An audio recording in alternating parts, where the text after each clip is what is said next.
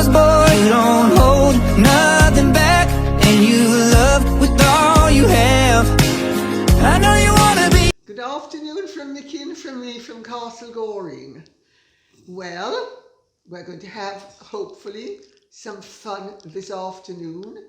So without further ado, I will read out the question that Geraldine Stone has asked. Lady C, if you had the opportunity to sit down with Harry and have a frank conversation with him about his mother, what would you say? Wow. Talk about a tricky question. Well, what would I say? Well, I would actually try to introduce an element of reality into the conversation by pointing out to Harry that loving your mother doesn't mean that you have to pretend that a manufactured facade, manufactured by both herself and the media, and clung to religiously by you, was ever the reality.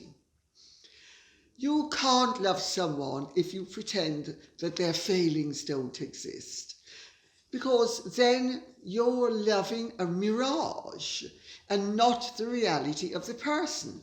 And if you can't acknowledge, accept, understand, and where appropriate, forgive the reality of the person, you don't love that person. You love your idea of them. Loving an idea is not the same thing as loving a person. You need to love people with and despite their failings, or you don't love them at all. It's the difference between reality and pretense. I'd also point out to him that his situation and hers really are radically different in some ways, but disconcertingly similar in others. I'd say to him, both you and your mother suffer from personality issues, but hers were, in my opinion, more severe, more difficult to treat, more painful for her to cope with. Diana suffered. She really suffered. Not because of her marriage, but because she suffered from borderline personality disorder. It's a very, very, very, very difficult personality disorder to suffer from. Everybody else suffers, but nobody suffers quite as much as you.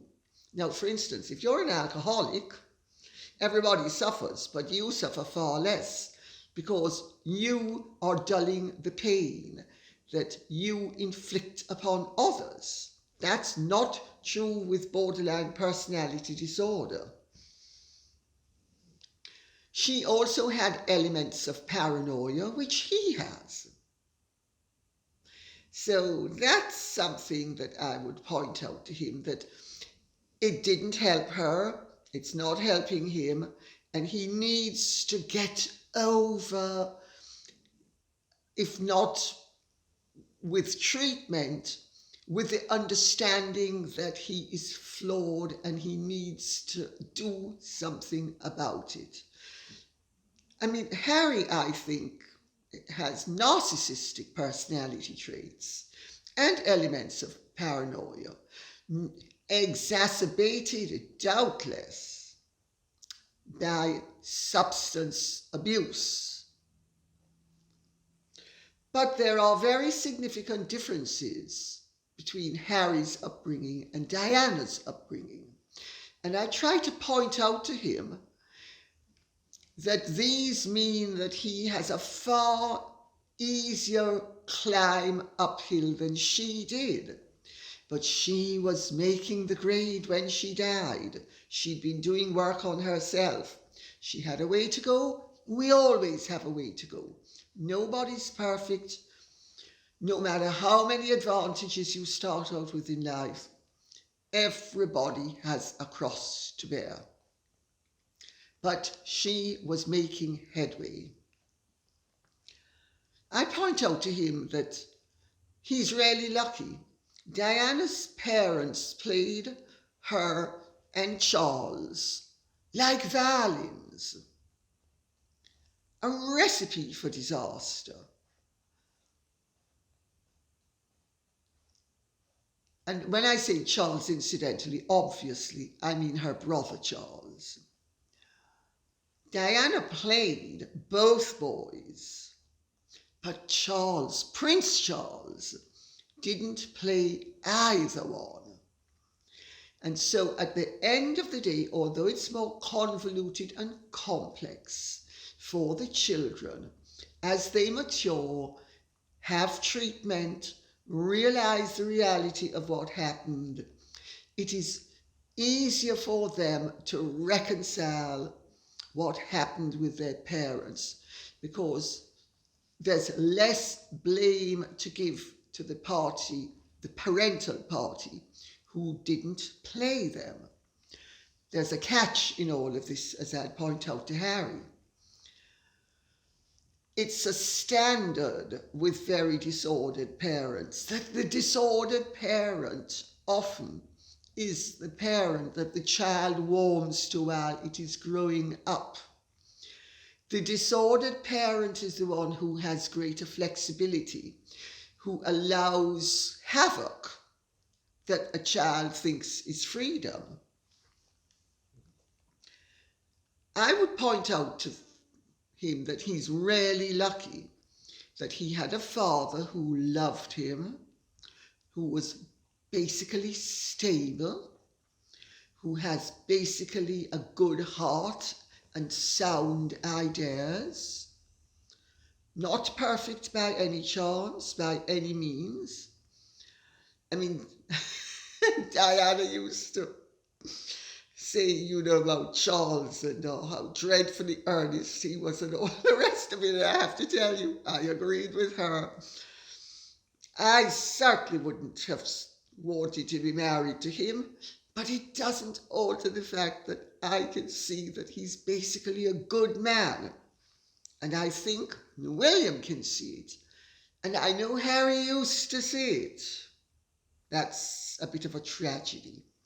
But we're not really speaking about Charles, we're speaking about him with Diana. So I would say to him, you need to understand, Harry, you're never going to be healthy until you accept your mother as she was, and you stop dressing her up to be a china doll when she was no such thing.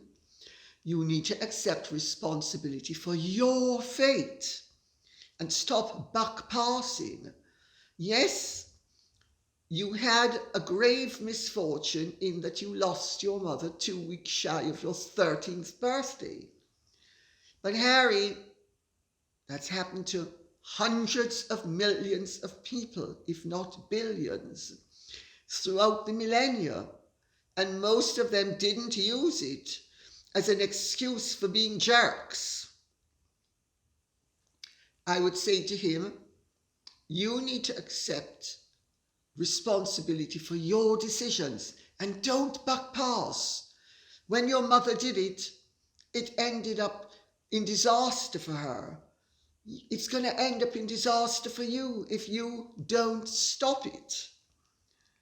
I'd also tell him, for all your mother's virtues, she had a very punitive and spiteful streak in her nature.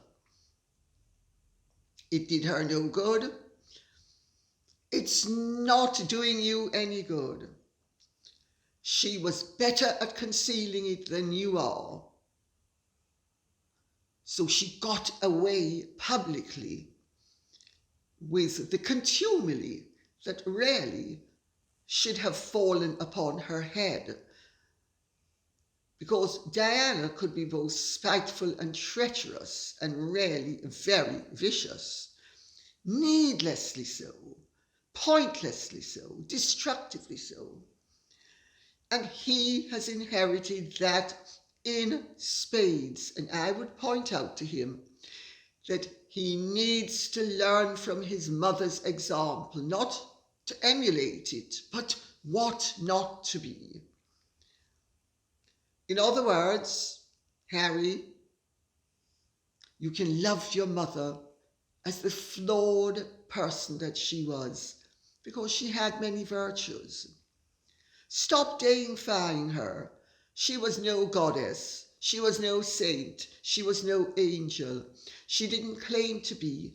And this preposterous pretense that you should use your mother as an excuse to vent your hostility, aggression, and bitterness and disordered personality traits on people who basically you should be grateful to and you should be actually rewarding instead of trying to damage. You would be far better off if you learned that lesson. Pepperco 100 says, why didn't Diana and Dodi simply tell the driver to slow down? Oh dear, what a question to ask. My dear, they were the ones who were instructing him to drive faster. Now I know, because I have some of my oldest friends were very friendly with Dodi. And I know Dodi was terrified of speed. Diana wasn't.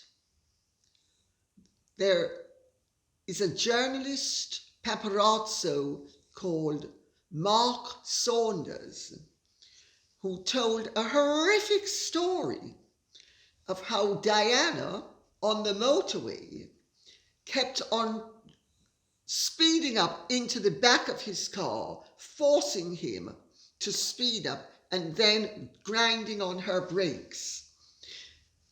Diana loved speed. Diana also loved being chased. Those paparazzi were there because Diana had asked them to be there. This is a matter of public record. This came out at the inquest, but long before the inquest, I interviewed them, and it was in my book, The Real Diana. She is the one who asked them to come, and she is the one who set up the chase. I have little doubt that she is the one who was saying, lose them, lose them. She loved the drama. She loved the whole business of being chased. Well, Harry and Meghan have tried to set up the scenario where they are being pursued by the paparazzi and that they are unwilling victims. Well, Diana was definitely not an unwilling victim, but she was genuinely chased by them. Oh dear. Mickey, come and rescue Marty. She's going to say something mean about Megsy baby and H. That hick. Nobody's chasing them. There were countless police reports in Toronto, and there have been several in California where the police received complaints that Harry and Meghan were being pursued, harassed, bothered by the paparazzi. Can you think of anybody who's been charged? I can't. But I understand that the police decided that all these pursuits were actually in their own mind. And I believe that that is so, because remember, Harry said that the paparazzi were pursuing him when he was in England. Oh dear, but nobody saw the photographs. Oh dear, oh dear. Well, how did that happen? Mix, you need to explain it to Marty. Marty doesn't understand. Paparazzi take pictures of celebrities. Celebrities complain The pictures are published. The celebrities are very unhappy because, are they really unhappy? I think they're very happy, but they have to pretend to be unhappy. That their pictures are published and they make a complaint. Not happened, not happened. I think it's as simple as that. Diana was enjoying the drama. Diana was a drama queen. They used to call her the actress, not without good reason. It's ironic that Harry should marry an actress. And despite Diana's many virtues, she and Meghan had certain personality traits in common, chief of which are a propensity to drama and a very flexible relationship with facts.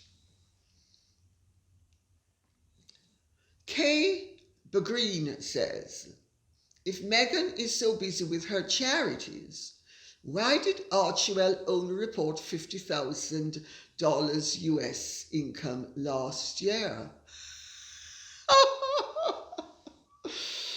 Oh dear, these questions can be so good. Oh dear. Well, I mean, you need to understand that Meghan and Harry are very modest people. You know, they're very modest. So I'm sure all the charity work that they do, all the money that they give away is out of their own pockets, even though everything, according to them, is done through Archewell and their ever-growing network of companies. But they're very private and quiet. So when they make their donations, $50 here, $100 there, $1,000 elsewhere, and they announce it, where does it come from? Well, let me tell you how these things work. Celebrities, and they are celebrities, and they're hawking their celebrity for all it's worth. It's called royal wares for sale. They announced, and I'm not saying, I hasten to add for legal reasons, that this is necessarily exactly what they do. But this is the formula by which most people of their ilk perform. They donate to X, they make sure that Y provides the funds or the goods.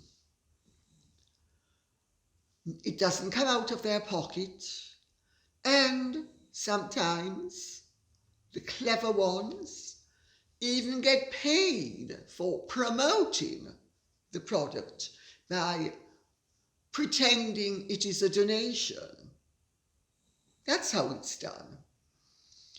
It's almost a sleight of hand, except they're not stealing from anybody. So it's not really a sleight of hand, except insofar as their putative generosity is concerned, in which case they're giving out of a pocket, it's just out their pocket. So also Archewell needed to have such a low amount for opacity. They are obsessed with privacy. I'll tell you something. People who want to hide something usually have something to hide. They do not have the dignity of people who have genuine self-respect. And people with genuine self-respect shy away from certain private aspects of their lives being made public. I know one of the great traumas of my life was having private aspects of my life made public. And I'm not unique. In fact, I'm very ordinary in that regard. They ravish their privacy on a daily basis, the like of which I find so distasteful as to regard it as abhorrent. Is it for privacy? No, it's not. It's because magicians need the distraction of the audience when they pull their tricks out of their hat. Let's put it that way. I would actually say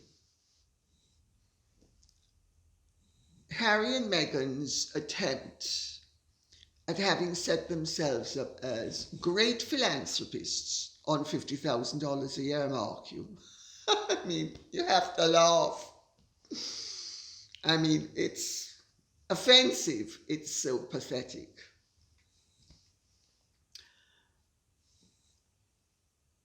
It's all for show. However, it shows that they're full of the brown stuff. And my recommendation to them, if they ever asked for it, which of course they never will, would be whatever you do, as you are posing at being so wonderful and so marvelous and so generous and so humanitarian, or even though your personal conduct is vicious, spiteful, nasty, punitive, treacherous towards your family, towards your loved ones, towards various institutions, towards the people of this country. So whatever you do, don't take an enema, because if you do, you're going to disappear off the face of this earth without trace.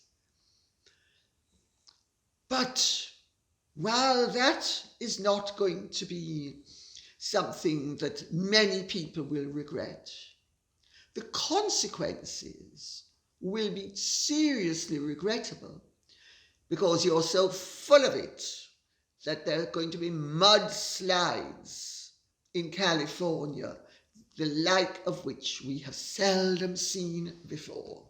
So whatever you do, avoid enemas. Linda Kenny says, isn't a chief impact officer really just a human mascot? Mickey. Oh dear. You're absolutely right. And not only a human mascot, but a buffoon who doesn't understand the very basics of business and doesn't understand that in business, anybody in business is there to make money. And he understands that he and his colleagues are there to make money, and that he is there to be the buffoon and the performing juggler, juggling metaphoric balls to match the literal balls that he juggles elsewhere. But if you treat a workforce as if they are a kindergarten, you are doing a grave disservice to people who have hired you. This BetterUp nonsense that they came out with is just ridiculous, but it's also not only ridiculous in terms of the message. Me, me, me. I've got to think of me. I've got to think of me. I can't think of anybody else but me. I need me time. I'm at work. I can't focus on my work. I need to focus on me.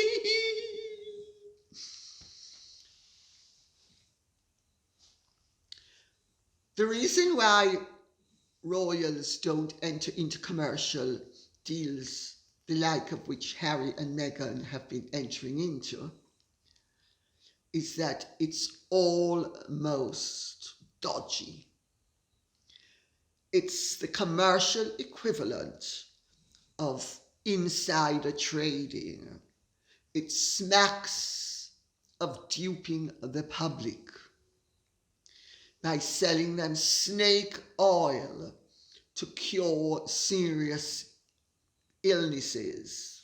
The old-time snake oil merchants, buy the snake oil, gonna cure your cancer, your tuberculosis. Well, for however many dollars, BetterUp will provide the solution to problems in the workforce, which is focus on me, focus on me. It's insanity. It also shows why the royals do not allow things like this, and therefore why Harry and Meghan have been de-royalized. They wanted to do commercial things. Well, what are they really doing? I mean, Harry is a mascot, you're absolutely right. I can think of other words for it as well, but we'll stick with mascot at the moment. He's a performing fool, and he's not only a performing fool, he's a useful idiot. And it is offensive to anybody who knows anything about business, or indeed about psychology. Treehouse 58 says, I wonder why the Harkles are upset that the patronages they walked away from have been redistributed. What else did they expect? Oh, well, Treehouse 58, I mean, how inhumane can you be? I mean, Mickey, you better come and wake up and kiss Marty, because Marty's going to have to answer this question, because Treehouse 58 is very inhumane. Treehouse 58 doesn't understand Harry and Meghan's pain. Treehouse 58, you need to understand their pain. They're so great, they expect you to walk away. And having walked away, they would, in their greatness and their presence across the Atlantic, they would come back and top up their royal factor, and they would come to England, and they would swan around for 2 and 3 days every few months, letting everybody know how wonderful they were. Harry, great military hero. Meghan, the great actress, going to be very useful to the National Theatre. Harry to all the military charities, and definitely the Marines, because he was a war hero. Remember, Harry was a war hero. Yes, he was a real war hero. The only war hero in living memory that I can think of who was royal has been Prince Andrew, but we're not going to go there. He was a genuine war hero. He put his life in danger. Harry? We won't even go there. You know, Harry and Meghan just don't get it. Their patronages were there for them to serve the causes that they were patronising.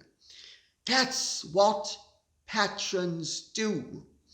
They serve the organisations of which they are the patrons. Harry and Meghan thought these patronages would serve them.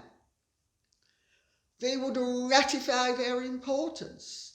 They would establish to the world at large how relevant and important they were. Oh, we're in America cutting all sorts of deals, some of which look decidedly dodgy to me, but then maybe I'm being naive and suspicious, although I doubt it, because the round-robin situation that happens with their commercial activities, you know.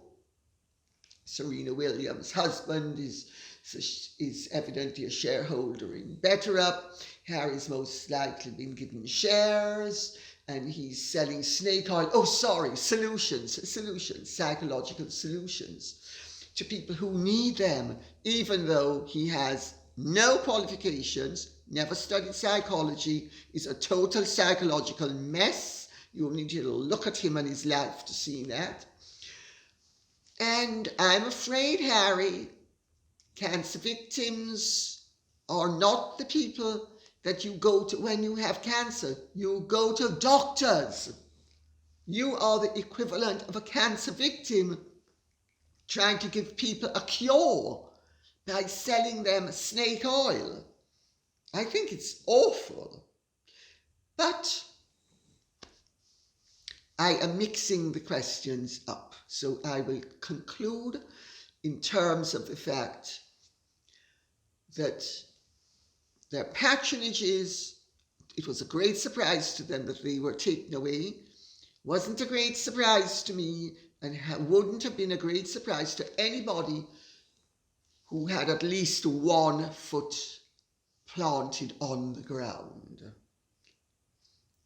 Nikki Italapaka says, "Hi again, Lady C. I always look forward to your talks. Thank you very much. I have been thinking about some recent developments. First, Charles offering for Harry and Meghan to stay with him when they complained about security. This demonstrating that both he and Camilla care and will do things within their power to help. But they cannot demand security, as I believe it's the prerogative of the police and the government." Absolutely right. Absolutely right. Harry can't demand it. Charles can't demand it. When Andrew tried to demand it for his daughters, he was reminded to know his place.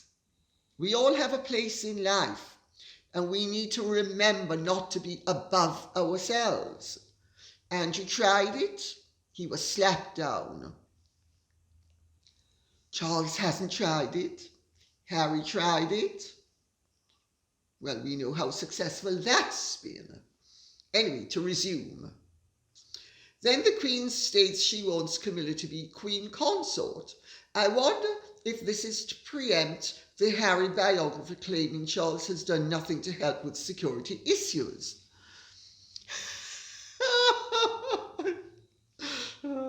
You guys can be so clever.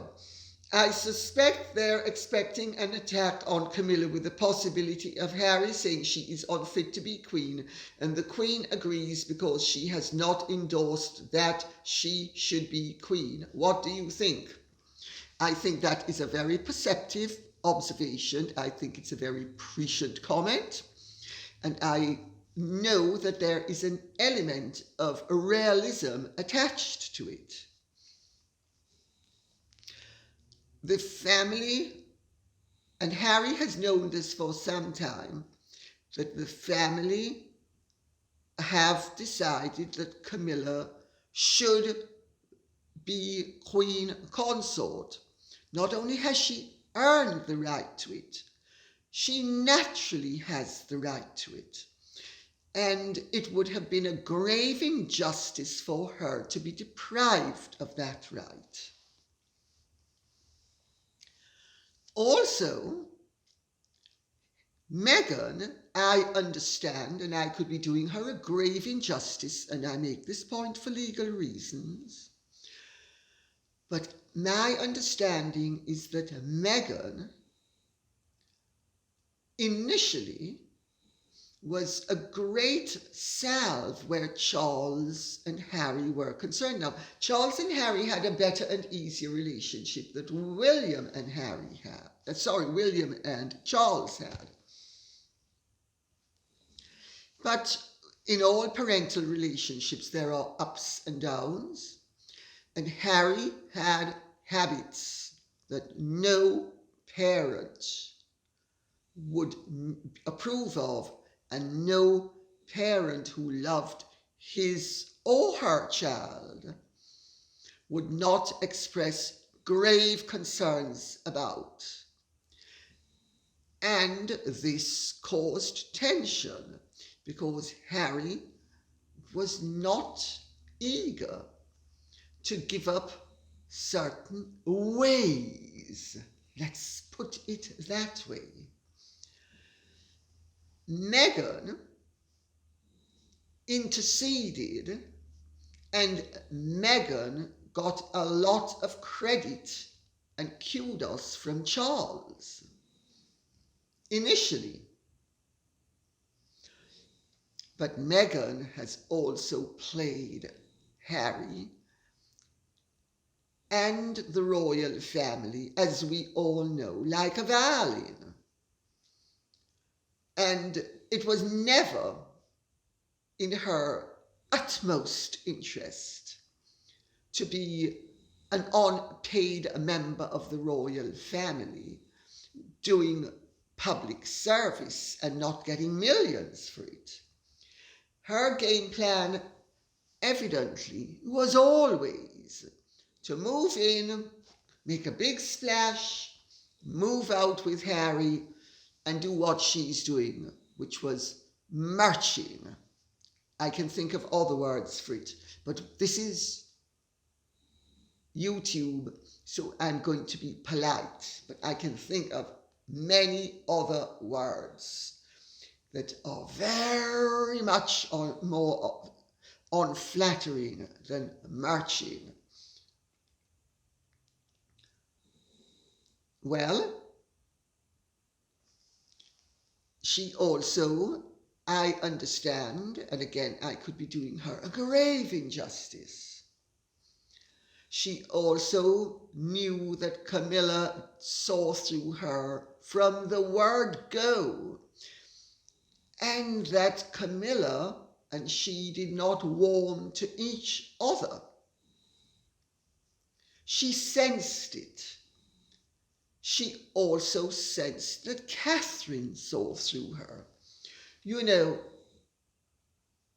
true blue women, nuns, can always see a certain category of woman for what she is.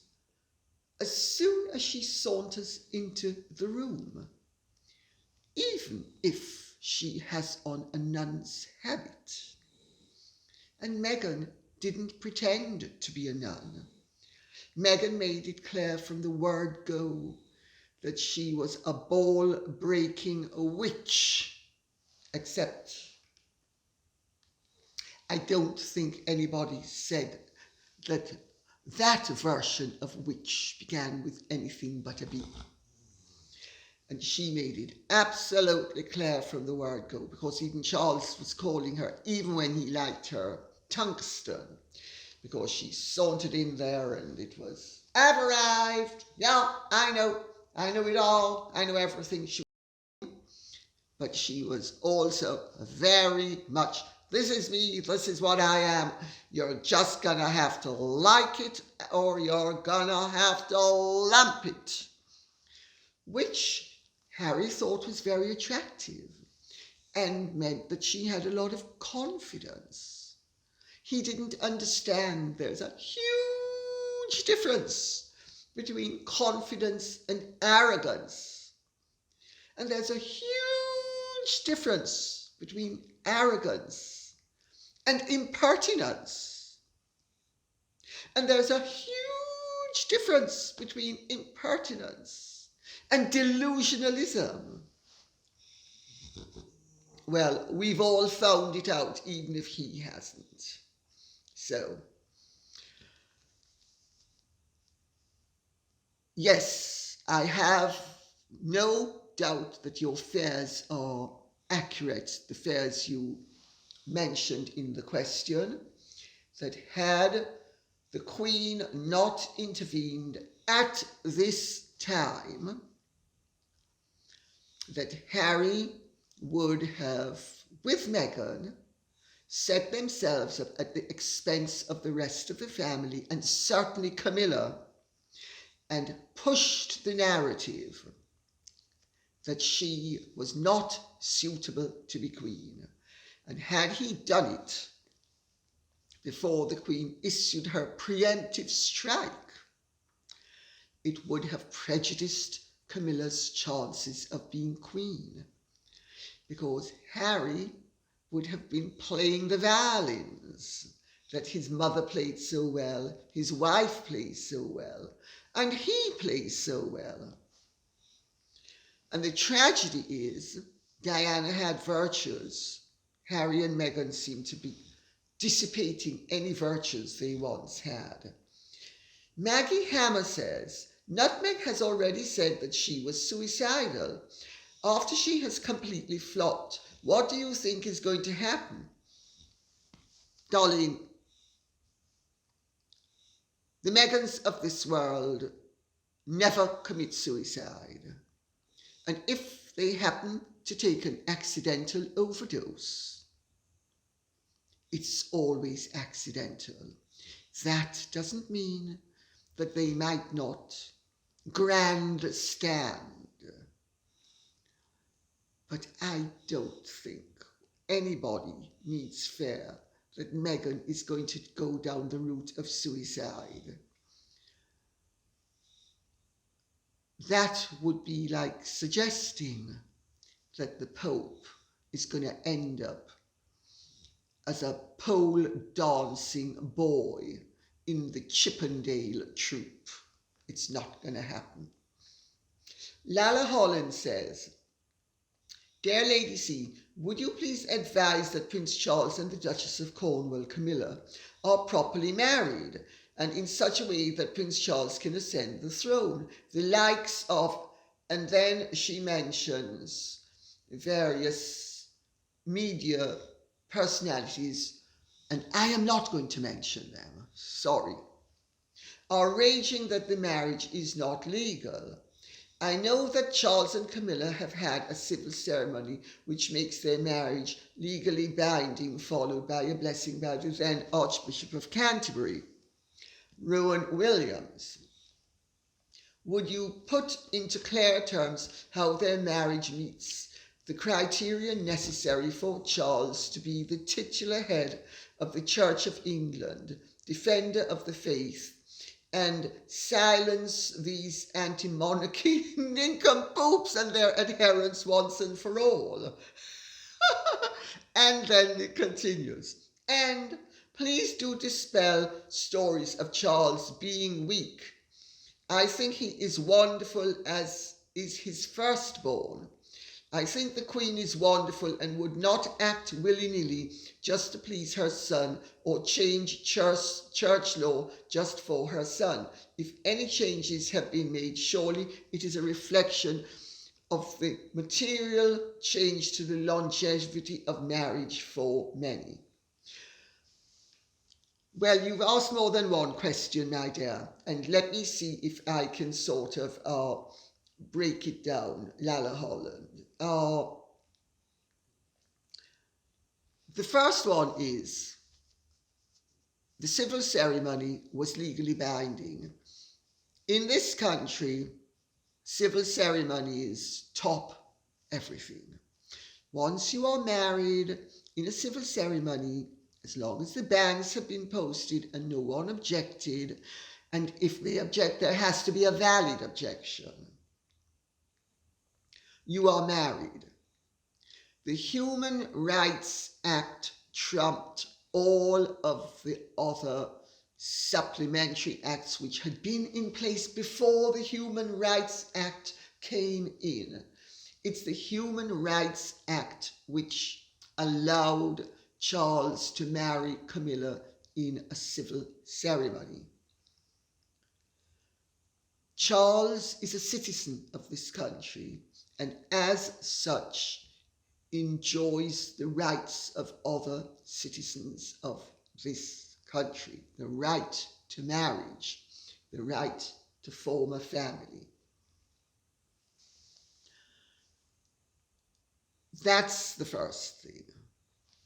The second thing is, once the Archbishop of Canterbury blessed the marriage, although he didn't consecrate the marriage, by blessing it, that means that Charles is able to take communion. Charles, remember, is a widower. Although he was divorced, Diana is dead. The fact that Charles is divorced doesn't mean that he also had a living wife. He had no living wife. Camilla is the one who had a living husband. But that doesn't prevent her from marrying Prince Charles under the Human Rights Act as well. I make that point for what it's worth. Also, King George I was divorced. And King George I was divorced before he became King George I of England and Scotland and Ireland and Wales. So King George I was divorced. It didn't stop him from marrying. Let's also not forget that King Henry VIII was divorced. He married Anne Boleyn while his wife, Catherine of Aragon, was very much alive.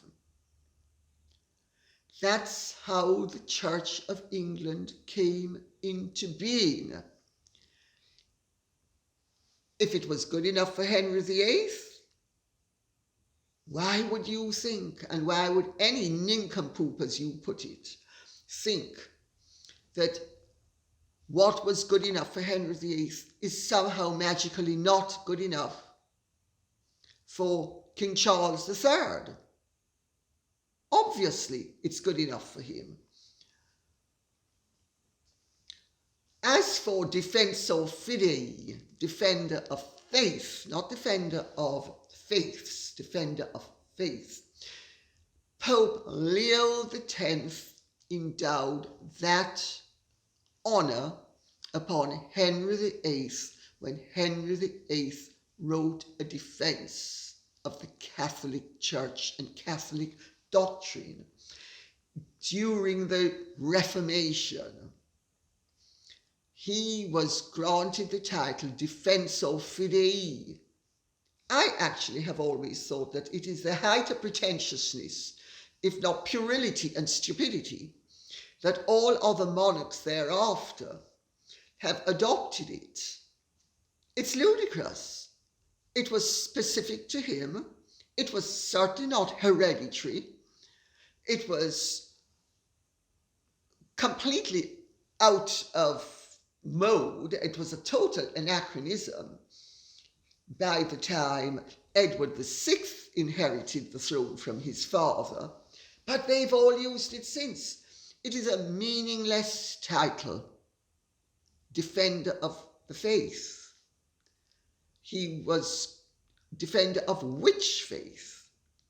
I say that for what it's worth, although I understand that the Queen is very religious, Charles is very spiritual, they firmly believe in God, as do I, and I'm not saying that Charles and every monarch shouldn't be a defender of faith. What I am saying is to adopt as a right a Catholic honour given by a pope to a heretical Catholic. Well, he wasn't heretical at the time, but he certainly became heretical afterwards. Sorry, it's meaningless, it's nonsense.